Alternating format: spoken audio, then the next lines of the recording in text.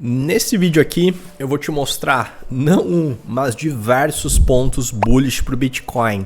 E com base nesses pontos aqui, eu acredito que quem apostar numa correção maior do mercado vai acabar perdendo o bonde e ficando para trás. Inclusive, nesse mesmo vídeo eu vou te mostrar um gráfico que eu tenho certeza que, mesmo que você já tenha assistido centenas de vídeos sobre o Bitcoin e criptomoedas, você nunca viu por aí e ele vai te ajudar a entender com mais clareza o funcionamento do mercado cripto.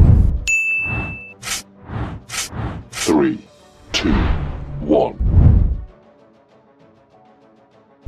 Na última live que eu fiz, eu apresentei esse gráfico aqui. O que ele mostra pra gente? Que em geral os investidores focam apenas 10% em macro. E o que de fato é responsável por movimentar os mercados, aqui ele se refere ao mercado de ações dos Estados Unidos, mas isso vale para a renda variável em geral, é 70% macro. Macro, e aqui entenda também os ciclos econômicos, é responsável por 70% do movimento dos mercados. Esse gráfico aqui é extraído desse livro, A Era da Incerteza, Estratégias para Investimentos Globais para Inflação, Deflação ou meio termo. Entendida a importância de macro para os nossos investimentos, eu vou te passar agora de uma forma bem resumida o panorama macro atual. A inflação está caindo mais e mais rápido para o esperado. Ela chegou agora a 4%, que é o menor patamar desde março de 2021. E essa queda de inflação, ela reduz a expectativa de alta de juros. Por enquanto, é esperada para a reunião do Fed dessa semana, de amanhã, uma pausa no aumento dos juros. E por enquanto, a expectativa do mercado é que na próxima reunião, sem será desta semana, a de julho, haja mais um último aumento na taxa de juros, um aumento de 25 pontos base, levando para a taxa terminal de juros para 5,50% ao ano. E o pivô do Fed, ou seja, o corte na taxa de juros, por enquanto, é esperado para novembro desse ano. Ou seja, a gente está cada vez mais próximo do final desse ciclo de alta de juros. E isso está fazendo com que o DXY, que é o índice que mede a força do dólar frente às outras moedas, ele esteja despencando. E é bom lembrar que o DXY tem um desempenho inversamente proporcional ao Bitcoin. Ou seja, quando ele cai, o Bitcoin tende a subir. Como ele está caindo, esse é um ponto extremamente bullish para o Bitcoin.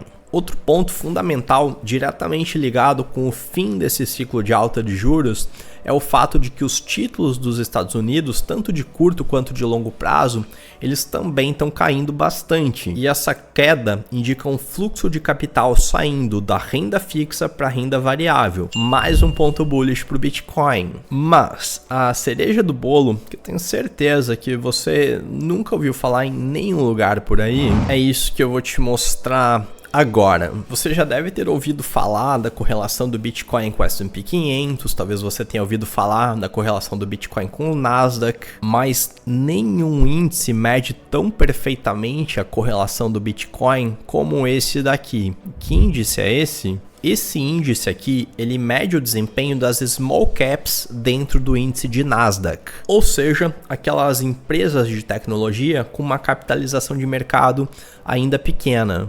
Essa linha azul que você está vendo aqui é o índice de correlação entre o Bitcoin e essas small caps da Nasdaq. E desde janeiro de 21 até agora, a gente vê uma altíssima correlação. Hoje, essa correlação é de 85%. Isso no tempo gráfico mensal, que tem muito menos ruído do que no semanal e infinitamente menos ruído do que no diário e tempos gráficos menores. Lembrando que a correlação perfeita é de 1, a ausência de correlação seria 0 e correlação inversa seria de menos 1. Uma correlação de 0,85 ou 85% é uma correlação altíssima. E se a gente observar o gráfico de preços no mensal desse índice, essa tendência de alta de longo prazo só sofreu uma perturbação aqui em março de 2020, que foi a época do início da pandemia. Depois a gente teve um forte crescimento, a partir da metade de 2021 a gente teve uma correção, mas corrigiu exatamente até essa linha de tendência de alta aqui, se manteve.